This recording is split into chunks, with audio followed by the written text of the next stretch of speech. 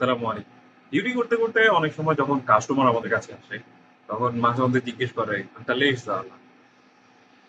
তুমি রাগ কেন? বা তোমার চেহারা এরকম কেন? কি মাথা খারাপ নাকি?" এছাড়াও আরো অনেক ধরনের প্রশ্ন করে। কিন্তু কথা হচ্ছে যে তাদেরকে কিভাবে বুঝাই? যে ধরেন আপনি ৩৬৫ দিনের মধ্যে ৩৬৫ দিন কাজ করতেছেন। সাথে আপনার কোনো রেস্ট নাই। আপনি ঘুম থেকে উঠতেছেন, আপনার মনে হচ্ছে যে আপনি ডিউটি শেষ করে বাসায় গেছেন, আরামে কাজ করতেছেন। শেষ, বাসায় গিয়ে আরামে ঘুমাচ্ছেন না। আপনি বাসায় যাওয়ার পরে ডিউটি শেষ হয় না, তখন ডিউটি আরো বাড়ে, রান্না বান্না করতে হবে, গোসল করতে হবে, জামা কাপড় ধুইতে হবে। আবার কথা হচ্ছে আপনি ঘুম থেকে ঠিক টাইমে উঠতে পারতেছেন কিনা। এখানে যদি ঘুমাইতে 1 মিনিট লেট হয় তাহলে আপনার ঘুম থেকে উঠতে মানে আপনার ঘুমের মধ্যে 1 মিনিট শেষ, ওই 1 মিনিট আপনি কখনোই পাবেন না। সাথে সাথে আবার কথা হচ্ছে যে দেখা যাচ্ছে মানে আপনি অসুস্থ হন, যেটাই হন না কেন আপনি কোনো ছুটি পাচ্ছেন না।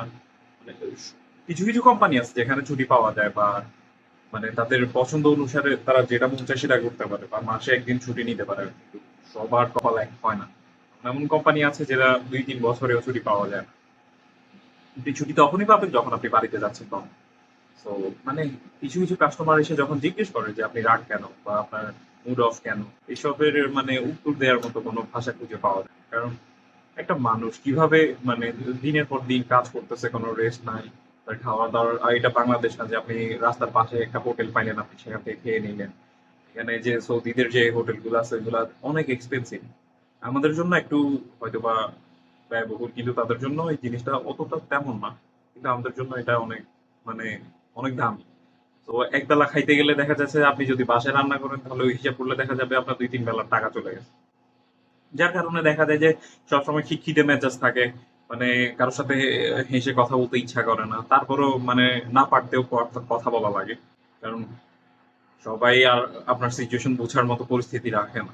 বা আপনি চাইলেও সবার সাথে মানে আপনি আপনার দুঃখ কাউকে বুঝাইতে পারবেন না। না ফ্যামিলিকে, না আত্মীয়-স্বজনকে, না যা কাস্টমার আসতেছে তারা কেউ আপনাকে বুঝতে চাইবে না। মোট কথা হচ্ছে যে এক প্রকার মানে বিপদে পড়লে একটা সিচুয়েশন হয় না?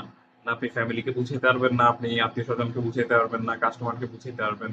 আপনার না পারতেও হাঁটতে হবে, কথা বলতে হবে। সবাই এই জিনিসটা মানে বুঝাইতে চায় যে আপনি তাদের সিচুয়েশন বুঝতেছেন না, আপনি তাদের অবস্থা বুঝতেছেন না, বা আপনি তাদেরকে মানে আসলে আপনি যেটা চাচ্ছেন সেটা হচ্ছে না, এই দুনিয়াতে হবে না। কিন্তু কথা হচ্ছে আপনার সিচুয়েশনটা বোঝার মতো কেউ নাই। কেউ নাই। ঠিক আছে? এক কথায় কেউ নাই। সেটা আপনি যতজনকে বোঝানোর চেষ্টা করেন, সেটা যেটাই হোক, ঠিক আছে?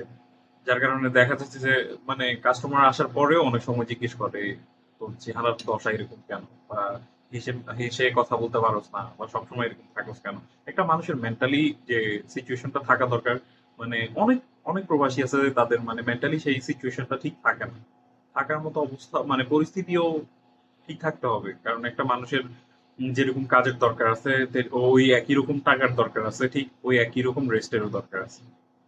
যার কারণে দেখা যাচ্ছে সবসময় খিটখিটে মেজাজ, গ্যাঞ্জাম, এর সাথে ঝগড়া, ওর সাথে ঝগড়া। আপনি কারোর সাথে সুন্দর মতো কথা বলতে গেলেন, সেখানে আপনি সুন্দর মতো কথা বলতে পারবেন না। কারণ কেউ মানে সিচুয়েশনটাই বোঝার চেষ্টা করে না যে আপনি কি একটা পরিস্থিতির মধ্যে আছেন। সবাই বলবো আরেকটু ধৈর্য ধরার জন্য, সব ঠিক হয়ে যাবে। এই ঠিক কখনোই হয় না। কারণ কথা হচ্ছে আপনি ওইরকম দেশে আসেন নাই, বা আপনি বাঙালি, ঠিক আছে? আপনি ওই লেভেলের স্যালারিটা পাবেন না যে লেভেলের স্যালারিটা আপনার দরকার আপনার সার্ভাইভ করার জন্য, বা আপনার সবকিছু ঠিকঠাক ভাবে করার জন্য।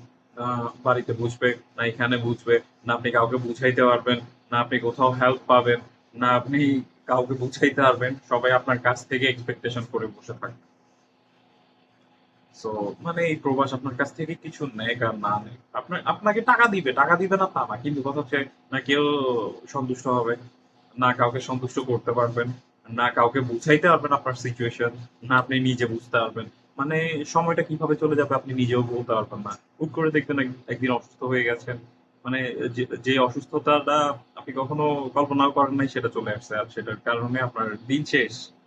না আপনি এই দেশের জন্য কিছু করতে পারলেন, না নিজের দেশের জন্য কিছু করতে পারলেন, না আপনাকে এখানের কেউ কিছু করে দিবে, না দেশের কেউ কিছু করে দিবে, না মানে আপনি কোথাও গেলে আপনি কুল কিনারাই খুঁজে পাবেন না। সো যেটাই করেন না কেন বুঝে শুনে চেষ্টা করেন করার জন্য, আগানোর জন্য।